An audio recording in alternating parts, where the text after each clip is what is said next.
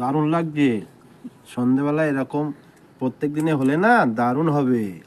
এই শসার কাসুন্দি দিয়ে পকোড়া খেতে দারুণ লাগে, কি দারুণ মজা। ঠান্ডার সময় ধনেপাতা, টাটকা তাজা ধনেপাতা পাওয়া যায়, তাই ধনেপাতা নিয়ে চলে এসেছি কুচি কুচি করে কেটে। এখানে গরম গরম চায়ের সঙ্গে গরম গরম ধনেপাতার পকোড়া তৈরি হবে আজকে সন্ধ্যাবেলা। পেঁয়াজ দিয়ে দেবো,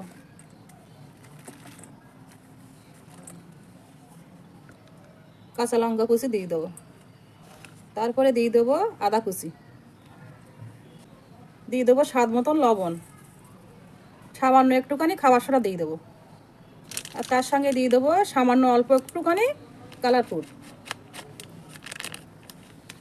আর দিয়ে দেবো মিট মশলার গুঁড়ো, আর দিয়ে দিচ্ছি অল্প একটুখানি মরিচের গুঁড়া, দিয়ে দেবো বেসন, হাত দিয়ে খুব সুন্দর করে মাখিয়ে নেব।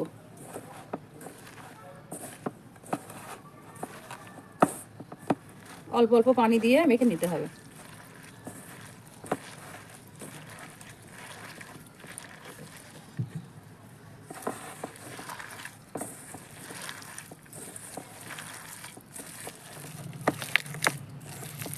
তা ধনিয়া পাতাটা এরমভাবে হাতের সাহায্যে খুব সুন্দর করে মতে নিতে হবে।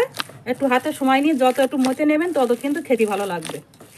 তো মাখানো হয়ে গেছে, এবার ধনিয়া পাতার পকোড়াগুলো ভেজে নেব। কড়াইতে তেল দিয়ে দেবো, তেল গরম হয়ে গেছে, পকোড়াগুলো ভেজে নেব।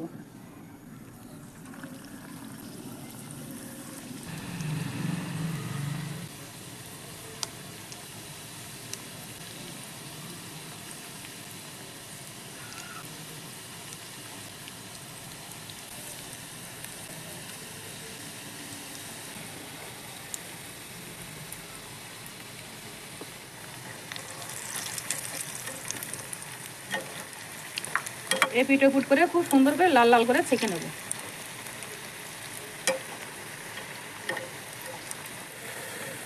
ধনিয়া পাতার পকোড়াগুলো লাল লাল করে ভেজে নিয়েছি, এবার তুলে নেব। কত সুন্দর গন্ধ বেরিয়েছে। একইভাবে সবগুলো ভেজে নেব।